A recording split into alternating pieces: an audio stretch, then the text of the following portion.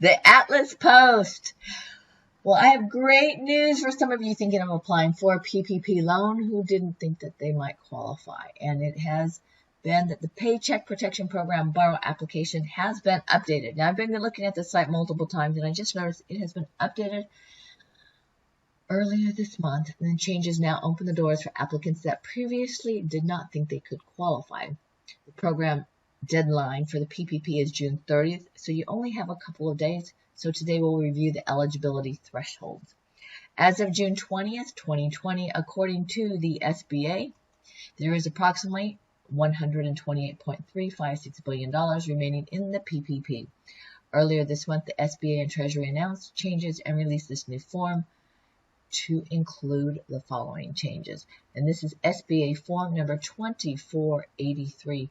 The big changes are that the SBA and Treasury announced these changes, and which affected the eligibility threshold for those with criminal histories.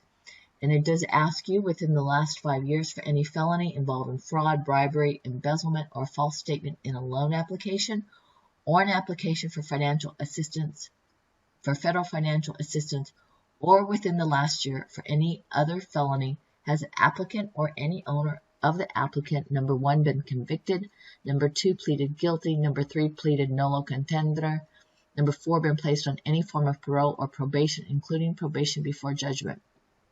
So I want you to notice that real carefully, because the first period was the look back period has been reduced from 5 years to 1 year.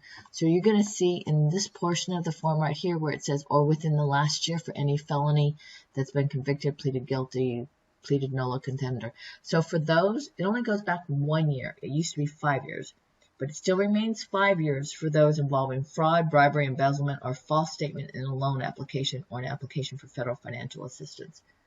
So for other people, the good news is the other portion is for 1 year. So make certain you read that carefully, because that is the major change that was made on this form number 2483 of the Small Business Administration. So if you are considering applying for the PPP, do it sooner than later. In the comments, we will also list the playlist for the PPP, because there are some other forms that you may also want to take a look at that will also help you through this process. So I am Joy Atlas, and I've been creating videos to update and help you get loans as well as unemployment. I would love some coffee to keep me up late at night, or even throughout the day. You can buy me a cup of coffee or two at buymeacoffee.com or on Patreon for The Atlas Post. Both of the links will follow down below. You can also help us out by sharing our videos, liking them, making comments, checking out our playlist, and subscribing for the latest updates. Tap into your news with The Atlas Post. Have a joyful day.